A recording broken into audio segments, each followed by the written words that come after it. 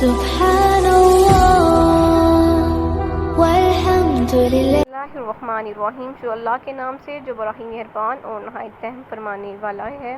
ورفعنا اور بلند کیا ہم نے فوقہم الطور ان کے اوپر طور کو، اور ہم نے ان کے اوپر کوہ طور کو کھڑا کر دیا، بمیثاقہم ان سے عہد لینے کے لیے، وقلنا اور کہا ہم نے لہم ادخلوا ان کو کہ داخل ہو جاؤ، بابا دروازے میں سجاداً سجدہ کرتے ہوئے، اور انہیں ہم نے کہا کہ دروازے میں سجدہ کرتے ہوئے داخل ہو جاؤ. وقلنا اور کہا ہم نے لہم انہیں لا تعدوا نہ تم بڑھو فی السبت ہفتے کے دن میں، تو انہیں ہم نے کہا کہ ہفتے کے دن میں حد سے نہ بڑھو. وأخذنا اور لیا ہم نے منہم ان سے میثاقا غلیظا پختہ عہد، اور ہم نے ان سے پختہ عہد لیا. جیسے کہ سورۃ بقرہ میں اللہ تعالیٰ نے بنی اسرائیل پر اپنی نعمتوں کا ذکر کیا تھا، اب پھر اللہ تعالیٰ اپنی نعمتوں کو اور بنی اسرائیل کی سرکشیوں کو ان آیات میں دہرا رہے ہیں کہ ہم نے ان سے عہد لینے کے لیے ان کے اوپر کوہ طور پہاڑ کو کھڑا کیا، اور انہیں حکم دیا کہ دروازے میں داخل ہو جاؤ سجدہ کرتے ہوئے، اور یہ بھی حکم دیا کہ ہفتے کے دن مچھلیاں نہ پکڑنا، حد سے نہ بڑھنا، یعنی کہ حکم کی خلاف ورزی نہ کرنا. غرض ہم نے ان سے مضبوط عہد لیا. ان کے اوپر پہاڑ کو کھڑا کیوں کیا تھا؟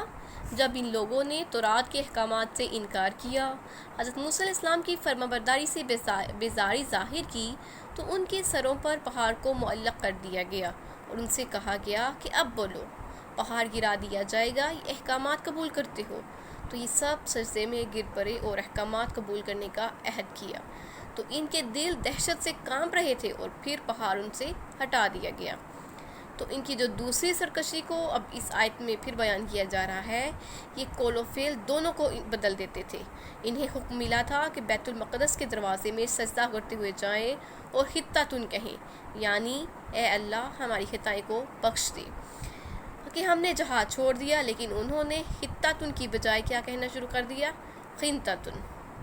کہا گیا کہ ہفتے والے دن مچھلیاں نہ پکڑنا، اپنے رب کے حکم کی تعظیم کرنا، لیکن ان سے وعدہ لیا گیا، لیکن انہوں نے کیا کیا؟ پھر وعدے کی خلاف ورزی کی، انہوں نے پھر اللہ تعالیٰ کے حکم کی مخالفت کی. وَبِمَا پس بوجہ نقضِہم ان کے توڑنے کے، میثاقہم ان کے عہد، تو ان کے عہد کو توڑنے کی وجہ سے، وَکُفْرِہم اور ان کے کفر کی وجہ سے، بِآیاتِ اللہ اللہ تعالیٰ کی آیات کا، قتلہم الانبیاء اور نبیوں کو قتل کرنے کی وجہ سے، بغیر حق بغیر حق کے، وقولہم اور ان کے کہنے پر، قلوبنا کہ ہمارے دل غلف پردے میں ہیں. انہوں نے عہد کو توڑ دیا، اللہ تعالیٰ کی آیات سے انکار کیا، انبیاء کو ناحق مار ڈالا، اور یہ سب کہنا کہ ہمارے دل پردے میں ہیں. پھر اللہ تعالیٰ نے کیا کیا؟ بل طبع اللہ، بلکہ مہر لگا دی اللہ تعالیٰ نے، علیہا ان پر، بکفرہم ان کے کفر کی وجہ سے. تو پھر اللہ تعالیٰ نے ان کے دل پر مہر لگا دی ان کے کفر کی وجہ سے. فلا پس نہیں یؤمنون وہ ایمان لے کے آتے، الا قلیلا مگر تھوڑے. تو ان کے کفر کی وجہ سے، ان کے دلوں پر مہر کی وجہ سے وہ لوگ ایمان نہیں لے کے آ سکتے مگر تھوڑے ہی. اہل کتاب کے ان گناہوں کا بیان ہو رہا ہے جن کی وجہ سے وہ اللہ تعالیٰ کی رحمت سے دور ہو گئے. انہوں نے اللہ تعالیٰ سے کیے گئے وعدے کو پورا نہ کیا، اللہ تعالیٰ کی آیتوں اور نبیوں سے انکار کیا. اس کے علاوہ انبیاء کو ناحق قتل بھی کیا، ان کے رسولوں کی بڑی جماعت ان کے ہاتھوں قتل ہوئی. اس کے علاوہ ان کا خیال اور قول یہ تھا کہ ہمارے دل پردے میں ہیں، اب ہمیں مزید جو ہے ہدایت کی ضرورت نہیں.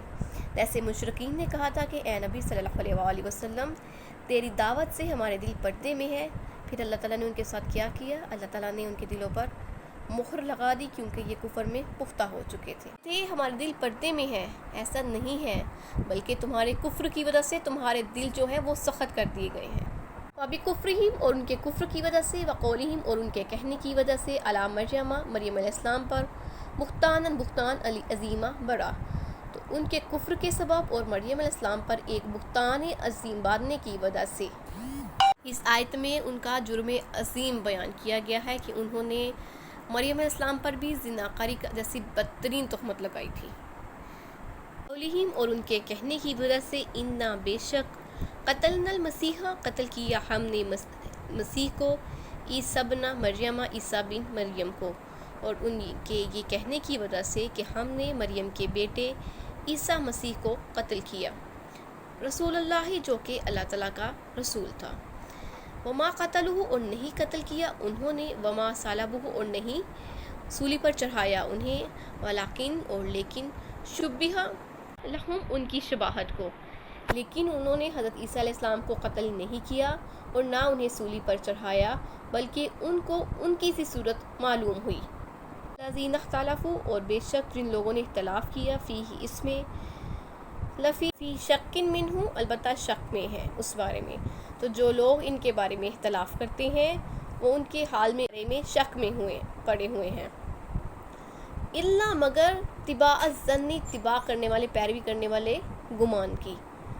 وما قتلوہ، اور نہیں قتل کیا اس کو، یقیناً، اور انہوں نے عیسیٰ علیہ السلام کو یقیناً قتل نہیں کیا۔ تو ان آیات میں اللہ تعالیٰ ان باتوں کو ذکر کر رہے ہیں جن کی وجہ سے بنی اسرائیل جو تھے اپنی بربادی کا خود بخود سبب بنے۔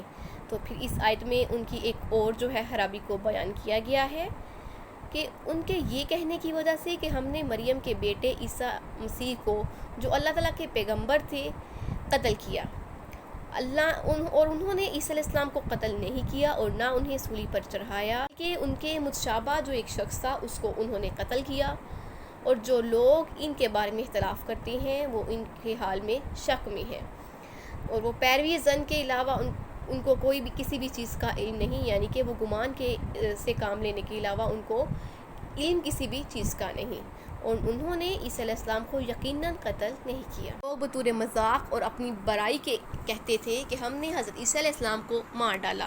جب اللہ تعالیٰ نے حضرت عیسیٰ علیہ السلام کو نبوت دے کر بھیجا اور آپ علیہ السلام کو بڑے بڑے معجزات دیے، مثلاً پیدائشی اندھوں کو بینا کر دینا، کوڑیوں کو اچھا کر دینا، مردوں کو زندہ کرنا، مٹی کے پرندے بنا کر پھونک مارنا، اور وہ اللہ تعالیٰ کے حکم سے جاندار ہو جاتے، یہودی طیش میں آ گئے اور مخالفت پہ کمر بستہ ہو گئے اور ہر طرح سے اعزاز رسانی کی کوشش کرنے لگے، اور دمشق کے بادشاہ کے پاس گئے اور اسے حضرت عیسیٰ علیہ السلام کے خلاف اکسایا کہ یہ لوگوں کو بہکا رہا ہے، امن خراب کرنے کی کوشش کرتا ہے۔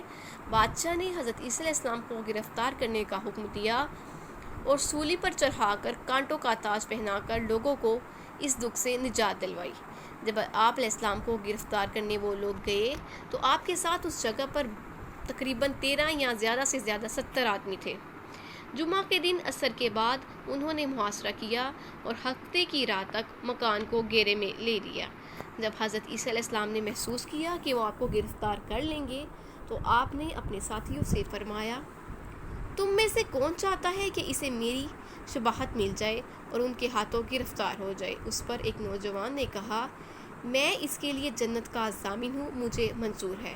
پھر دیکھتے ہی دیکھتے اس کی شکل جو ہے وہ بدل گئی اور وہ آپ علیہ السلام جیسا نظر آنے لگا، اور اللہ تعالیٰ نے حضرت عیسیٰ علیہ السلام کو آسمان پر اٹھا لیا۔